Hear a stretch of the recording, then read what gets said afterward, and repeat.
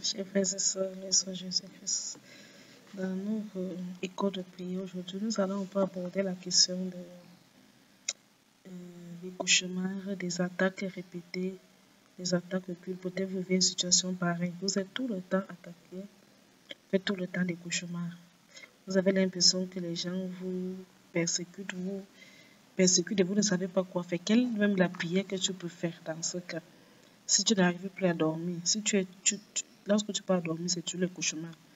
Lorsque tu vas dormir, tu n'arrives pas à avoir un sommeil paisible, un sommeil vraiment paisible. Tu n'arrives plus à dormir parce que tu as l'impression d'être attaqué. Et parfois même, on t'attaque même en pleine journée parce que les gens qui vivent des phénomènes pareils. En fait, tu te sens attaqué. Tu as l'impression que le pharaon, là, il ne veut pas te laisser. Tu as ton héros d'à côté, l'héros là ne veut pas te laisser. Ton héros là ne veut pas te laisser. Ton pharaon ne veut pas te laisser. Alors, qu'est-ce qu'il faut faire dans ce cas? On dit soit qu'au grand remède, les grands mots. Alors, dans notre école de prière, nous allons aborder les quelques prières qui peuvent aider dans les cas où quelqu'un est vraiment régulièrement attaqué par des forces occultes, par des ennemis. La personne est même persécutée en journée parce que même dans ton lieu de service ou alors dans tes camarades, tu as l'impression que même même si tu es commerçant, tu as l'impression que même tes voisins viennent t'attaquer. Non seulement la nuit, ça ne va pas, mais un jour, tu as l'impression que les gens viennent t'attaquer tout le temps. Les gens te cherchent les problèmes. Tu es ta chose tranquille, quelqu'un te cherche les problèmes. Tu ne sais pas quoi. Tu es arrivé, tu es cranqué dans ton corps, quelqu'un vient seulement chercher les problèmes. Parfois, les problèmes spirituels ont parfois l'impact aussi dans la journée. Parfois, ce que tu vois en journée, ce n'est que le reflet de ce qui se passe. Donc, il faut, quand c'est à commencer, comprendre qu'il y a quelque chose qui ne va pas. Il y a quelque chose qui ne va pas. Alors, il y a plusieurs prières, mais moi, je pense surtout les prières les plus importantes. Les prières et qui marchent. Les prières vraiment qui marchent. Les prières fortes. Il faut vraiment devenir quelqu'un, un homme de prière, une femme de prière.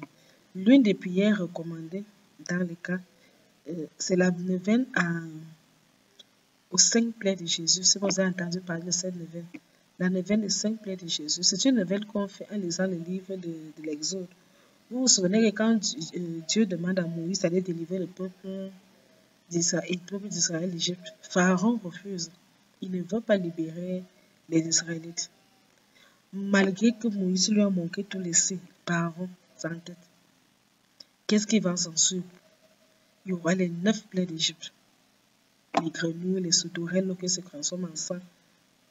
Pharaon s'entête jusqu'à ce que la 9e plaie sera la mort des premiers, y compris les fils aînés du Pharaon. Et c'est ce jour-là que Pharaon va autoriser le peuple d'Israël à quitter l'Égypte, à les libérer de l'esclavage.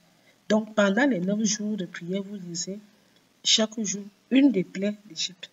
Et le 9e jour, vous lisez la 9e plaie, qui est le symbole de la victoire. Cette prière est tellement puissante. Et avant de commencer la prière, rassurez-vous, vous êtes dans l'état de grâce. Parce que parfois, il arrive que vous faites cette prière, vous êtes attaqué par vos ennemis. Parce qu'ils ressentent que vous avez fait cette prière, elle est tellement puissante que rassurez-vous même avant de commencer la neuvaine que vous êtes dans l'état de grâce. Vous n'êtes pas dans l'état de grâce, allez vous confesser d'abord. Si vous n'êtes pas dans l'état de grâce, vous vous confessez avant de commencer la neuvaine. C'est très important d'être à l'état de grâce. Très, très important. C'est aussi bien que pendant la neuvaine, si vous pouvez assister à la messe et recevoir le corps du Christ. Très important. Vous verrez que vos prières seront encore d'autant plus puissantes. Vous allez seulement observer parmi vos ennemis leur réaction. Donc voilà un peu la neuvaine. Vous pouvez aller dans une parole, chercher cette neuvaine, on appelle ça neuvaine de puissance. De Pierre Sénat, neuvaine de puissance de Pierre Sénat. Si vous lisez en bas, on dit la neuvaine, c'est indiqué contre les cas de persécution acharnée et rebelle. Indiqué pour les cas de persécution acharnée et rebelle. Jésus, j'ai confiance en toi. Voilà. Donc c'est la neuvaine, cette neuvaine, c'est pour vaincre les attaques des sorciers et des puissances des ténèbres par les 5 plaies de Jésus. Donc, dans cette neuvaine, il y a la neuvaine, comme je l'ai dit, chaque jour on lit le livre de l'Exode. On lit, il y a le chapelet des 5 plaies de Jésus, c'est-à-dire la main droite de Jésus qui est courue sur la croix, la main gauche, le pied droit, le pied gauche, et le côté sacré de Jésus qui est percé, c'est ce qu'on appelle les 5 plaies. Quand on dit 5 plaies de Jésus, c'est ça. La main gauche, pied gauche et le côté sacré. Et il y a la litanie de la puissance, donc la puissance d'esprit de Jésus. C'est une neuvaine très puissante, très puissante. Cette neuvaine, elle ne coûte que ça. Donc pour aller à la boutique paroissiale, vous demandez là. Elle par beaucoup, c'est que parfois elle est rare. C'est ça qui est bizarre. Même à la procure, pour la trouver, il faudra vraiment la chercher. Donc à la procure d'émission, ou alors vous allez à la boutique paroissiale. Vous achetez cette neuvaine. N'oubliez pas de faire bénir toujours vos neuvaines avant de vous chercher un prêtre qui bénit la neuvaine avant que vous ne la commencez. Faites toujours chercher un prêtre pour faire bénir vos neuvaines avant de la commencer. Voilà. Donc voilà la neuvaine de puissance. Une autre neuvaine que je peux vous recommander, c'est vous pouvez faire la prière des exorcismes du pape Léon XIII. Prière des exorcismes du pape Léon XIII. Je crois que j'aurai le temps d'enregistrer cette prière parce que je pense que c'est important aussi. Donc, dans nos prochains jours, vous trouverez le temps pour la faire. Mais cette prière est importante. Elle est très puissante. Surtout les gens qui sont persécutés là. De faire la prière des exorcismes du pape Léon XIII. Vous pouvez la faire sous forme de neuvaine. Au besoin, vous pouvez ajouter les jeûnes. C'est-à-dire, comme je l'ai dit, c'est toujours comme la neuvaine de puissance avec les 5 plaies de Jésus. C'est important, avant de commencer cette prière, d'être à l'état de grâce. Donc, vous devez aller vous confesser. D'abord, vous confessez chez un prêtre. Après la confession, vous commencez donc votre prière. Tous les jours de la prière, faites la messe. Au cours de la neuvaine, faites la messe tous les jours. Et vous vous communiez chacun de ces jours. Si vous faites, il est recommandé de faire la prière des exorcismes après, immédiatement après la messe. C'est d'ailleurs une prière qui a été inclue dans la messe. Peut-être que beaucoup de savent, on récitait cette messe-là, on peut prier là pendant la messe, parce que le pape Léon XIII l'a reçu alors qu'il célébrait une messe. C'était pendant la messe, il a suivi le dialogue entre Jésus et le diable. Le diable disait qu'il va détruire ton église. Jésus dit que tu peux détruire mon église. Il dit, je vais détruire, donne-moi encore plus de temps de pouvoir. Jésus que je donne plus de temps de pouvoir. Je renvoie de mon côté, tu ne peux pas détruire mon église. Donc, on la disait pendant la messe. Ce sont les frères maçons qui ont fait que ils ont tout fait. Infiltrer l'église jusqu'à ce qu'on a mis. Mais tous les prêtres exorcistes, bon, on ne peut pas toujours te dire qu'il est recommandé de faire cette prière immédiatement après la messe, après avoir communié. Si tu as communié à la messe, cela c'est pour que tu arrives à l'heure, tu as communié. Tu l'as fait immédiatement à la messe. Et quand tu pries cette prière, ce n'est pas seulement pour tes problèmes personnels, tu pries aussi pour l'église, tu pries aussi pour ta famille, tu pries pour toutes les personnes que tu connais. Voilà. Maintenant, si tu l'as fait à la maison, il faut que tu t'entoures d'un certain nombre de précautions. Première chose, c'est que il faut que tu aies de l'eau bénite, de l'eau que le prêtre a bénie. Donc, dès que tu finis avec la prière, tu fais un eau repère. Un eau repère. Au besoin, je veux un eau repère, je veux ça avec l'eau repère, mais un eau repère, c'est un eau repère qui est important. Lorsque tu finis un eau repère, tu dois immédiatement faire une prière de protection. Il y a plusieurs types de prières de protection. Par exemple, le psaume 90. Le psaume 90, alors si tu voulais le psaume 91, celui qui repose à l'abri du Tout-Puissant. Connaissez le psaume là, c'est un psaume de protection. Voilà, donc il faut que quand tu fais la prière, tu fais immédiatement une prière de protection. Et tu fais aussi le Magnificat. Le Magnificat, c'est un chant d'action de grâce au Seigneur. Le cantique de Marie, c'est un chant d'action de grâce. C'est un chant d'action de grâce. Donc, la fin de la prière des exorcismes par Léon XIII, il faut faire le Notre Père, un chant, une prière de protection, de réciter le Magnificat ou de chanter le Magnificat et asperger l'eau bénite dans les cas qu'on connaît à la maison et sur toi-même aussi. Maintenant, s'il y a d'autres personnes dans la maison, d'autres personnes, il faut asperger sur toi. Et chaque personne qui est dans la pièce au moment où vous faites la prière, elle doit être aussi aspergée l'eau bénite. C'est important, ne joue pas avec la prière. Je crois que bientôt je vais lancer une école aussi pour le combat spirituel, ce qui concerne les questions spirituelles. Voilà. Mais on ne s'aventure pas là-bas comme ça.